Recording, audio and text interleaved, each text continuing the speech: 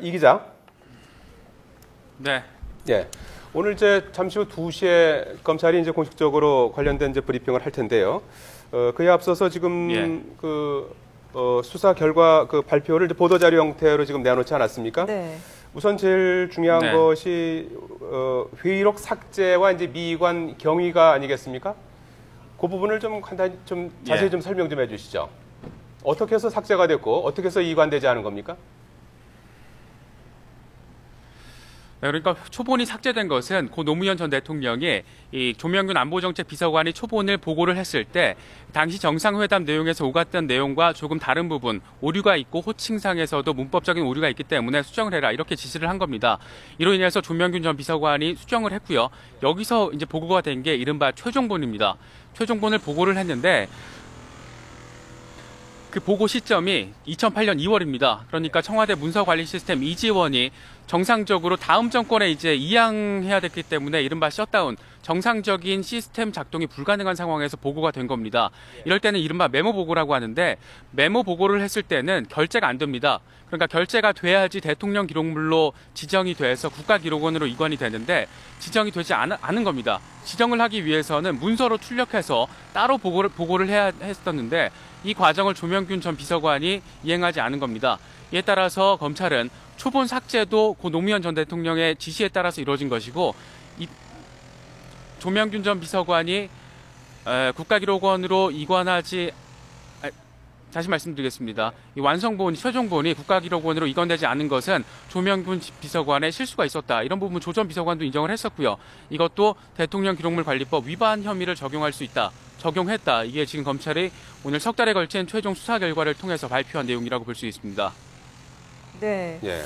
이 참여정부 인사들은 그동안에 계속해서 이 초본이 남아있기 때문에 회의록 삭제가 아니다. 사초 실종이 아니다라고 계속 주장을 해왔는데 일단 이 삭제된 회의록이 초본인지 아닌지에 대한 여부도 좀 중요하지 않겠습니까?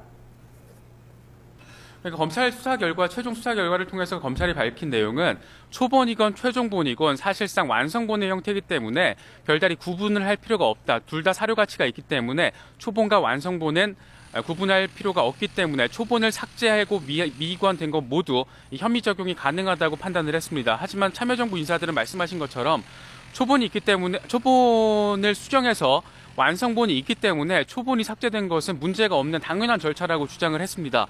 그러니까 보고서를 만들 때 보고서를 수정해서 완성본, 추가 완성본을 보고를 했기 때문에 그 이전에 최초로 만들어진 보고서는 삭제를 해도 무방하다고 참여정부에서는 판단을 해서 삭제를 한 것이기 때문에 문제가 없다. 이렇게 지금까지 주장을 해왔지만 검찰은 어쨌건 초본과 최종본이건 둘 다 사료로서 완성본의 가치가 있는 것으로 판단이 되기 때문에 초본을 삭제한 것도 대통령 기록물 관리법 위반 혐의 등을 적용할 수 있는 부분이다. 이렇게 최종적으로 판단해서 조명균 전 안보정책 비서관과 조 전 비서관의 상관이었던 백종천 전 안보정책 비서실장 이 두 사람을 불구속 기소하는 선에서 최종 수사 결과를 발표했습니다. 예.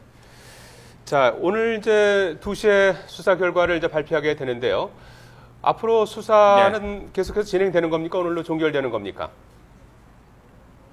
네, 일단 회의록 미이관 삭제 의혹에 대한 수사는 이걸로써 최종 마무리가 되는 겁니다. 그러니까 공안 2부에서 지난 8월 서울중앙지검 공안 2부에서 지난 8월부터 새누리당의 고발로서 시작된 이른바 회의록 미이관 삭제 의혹에 대한 최종 수사 결과는 오늘로써 이제 마무리가 되는 겁니다. 그리고 아직 남아있는 게 서울중앙지검 공안 1부에서 현재 진행하고 있는 이른바 회의록 유출 의혹입니다. 이건 이번 주 초에 새누리당 김무성 의원이 이 검찰 조사를 받기도 했었는데 김무성 의원 말고도 지난 대선 직전에 새누리당 의원 정문원, 서상기 의원 등 새누리당 의원들이 이 회의록 내용을 사전에 알고 내용을 공개했다는 혐의로 지금 민주당에 고발된 상태입니다. 이것과 관련해서 새누리당 의원들에 대한 최초 조사, 이게 김무성 의원 소환으로 지금 시작이 됐고요. 고 서상기 의원, 정문원 의원 등이 지금 소환 일정을 조율하고 있습니다. 이 때문에 다음 주 초쯤에 두 의원에 대한 소환 조사가 진행이 될 것으로 전망이 되고요. 의원들에 대한 소환 조사 이후에 최종 법리 검토를 거친 뒤에 이 회의록 유출 의혹에 대한 수사 결과도 곧 발표가 될 것으로 전망이 되고 있습니다. 네, 이승현 기자. 자, 마지막으로요. 예. 이 노무현 전 대통령이 이 회의록은 국정원에서 1급 비밀로 보관하도록 하라라는 취지의 지시와 함께 이제 삭제하라라고 지시를 했다고 했는데 왜 국정원에만 남겨두고 이것을 삭제하라고 지시했는지 그 이유에 대해서는 혹시 전해진 게 있습니까?